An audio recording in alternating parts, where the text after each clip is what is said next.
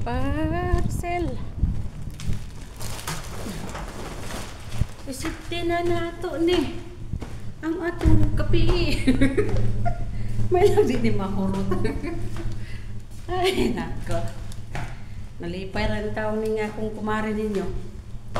Ang kumari ninyo yung taon nga nakapalit na yung taon ko ka ng habol ba? Habol. Oo.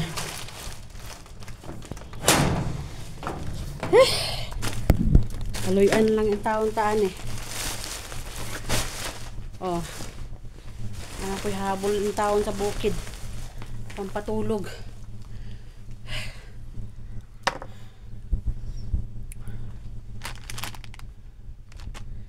Bahay. Diri nindot ang akong higdaanan, akong kwarto. Diri sa Saudi Arabia.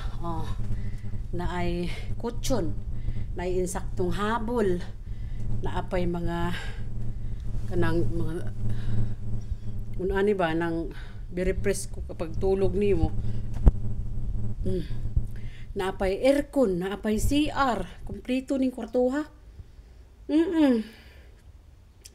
Pero dito sa ako ang lugar sa bukid, batay mudagan man ta anis daruhan oy. Anto man ta mangiya anis kilid sa kilid sa walay, kilid sa kalubinan. Sa bakilid mismo mudagan man taon ko adto ko pa kung asa ko makadagan ani. Dili kay mayaman ang mga katulong diri ba? Diri. Mga mayaman kaayo. Kay ikaw ba naman tanawa na aircon. Na kay aircon, na kay kwarto nga insakto. Kutsyon pa siya di ba? Yan napakay habol nga insakto. Kung initan ka na kay aircon. Kung tugnawon ka na agyapoy heater. Di ba? So, mo gina diri mayaman mi diri mga kanang diri ba mga OFW diri sa Middle East, mga mayaman. Pero pas nako mayaman ko sa kong higdaanan ay kutso na mga unlan, ay mga teddy bear. Pero pag abot dito sa akong lugar sa Pilipinas, dito na. Dito na ang akong kalbaryo, maghapin akong karton. Mana akong banig. That time nag-uli ko dito sa mong lugar kay wa man ko'y banig. Nay banig.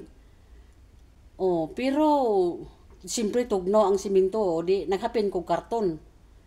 Karton ang tirada nako, pero okay raman kay pang dipinsa man to siya sa tugnaw ba siminto. Siyempre kita kay kumbaga nang nasanay kunuhay din ay kutsyon-kutsyon pag abot dito sa bukid kay wa naman ba siminto. That time gani kawayan man gani among salug. Tugnaw man gyapon pero makaya raman kay naanad naman mi. Naanad naman mi. Mo na siya. Mo na. Mo na sunod pohon siguro makapalit kog kutsyon murag ambot lang pod ka, mangambot lang po ko kay wa pa man ang akong Pinoy anan kay murag international gubaunon man kaayo, parte pang gubaa. Mabitaw nga atras abante ko mo uli kay akong kwarta kulang. Kay og dili ko kay og magsigir kog tigo mo kwarta unsa may kaunon sa akong anak. Naong nako. Kay luoy taon Pero bahala na, ang importante nga wala tay ginabati, wala tay sakit wala tay kumbaga pasalamat na lang po ta sa Ginoo kay naatay trabaho. Makakaon po ta sa isa ka adlaw diri kay isa ra pud kaluto. Sa isa ka adlaw kay isa ra man magluto. Hinayon lang nako kay basin nay makadungog. Sa isa ka adlaw kay isa ra magluto og kanon. Pero aragod sa imo gusto. Mukaunog sa dili. Bitaw. Kami, bisan pobre mi sa bukid. Bisan pobre ko, sa isa ka adlaw makakaon og katulo. Pamahaw, paniud to panihapon, makakaon jud. Kung gusto ka mulutog saging, naay saging merienda. Gusto ka mulutog balangoy, naay balangoy. Kung lagi pod, sa una partindaghan ang balangoy saging. Pero dili uso ang, kuan sa una, kaning bugas daghan gamay, ragyod. Saksakan ang kanang magluto mikanon gisaksakan og saging. Gisaguran og saging og langhor or kamuti para mudaghan siya. Para mag-angay mi tanan ba, makakaon mi tanan pati igsuon ako. Arang ka purdoy pero at least man lang malipayon man ko kay naaman mi tanan nagsuon og ginikanan nako. Wa man mi nagkabulag-bulag kunuhay tungod sa kalisod. Siyempre kami naibuot. Akong magulang na ay nagkabuot-buot na yung nauna na insakto sa kalisod namo di nagkanya-kanya. Nagkanya-kanya in taon miglakaw. Kung asa mi point asa pangitaon namo ang maging ako. Gipangita yun nako. Gipangita nako ba nga unsay maayo. Bisan 10 anyos na ko no katong that time.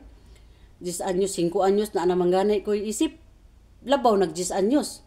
5 anyos na ako isip, labaw nag 10 anyos. Basta kay nagunahuna in taong kumulangyaw, mulakaw, mo trabaho, basta daghan lagi makatabang sa ginikanan ko nohay, no? Makatabang sa ginikanan unya kay dili pa man kusog ang bukog. Oo, nakatrabaho that time dito nangamo ko.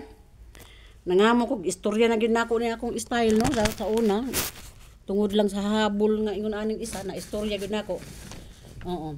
Nangamo ko sa una nagedad ko og kuan 9 anyos pero nag-eskwela gipa-eskwela ko.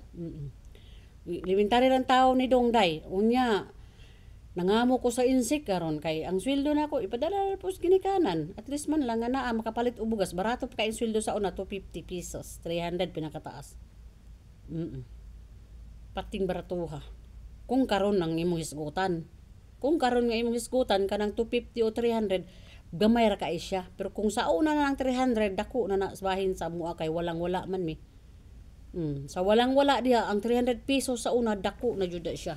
Pinakadako na sa amo ang pobre. Sa amo ang palaliton. Dako na siyang 300 pesos sa una eh. Ano man kaya nakaapas po ko sa una, nag 5 centavos, tag 10 centavos. Muna nga, anad ko sa amo ang lugar. Bisag kung magkarton lang ko diya, magbanig lang. Anad ko ana siya. Hantod karon banig ra gud hapon siguro ni kay wa pa man ko naayo akong payag in taon. Siyempre kung ang payag nga amakan 7 years ang pinakadugay.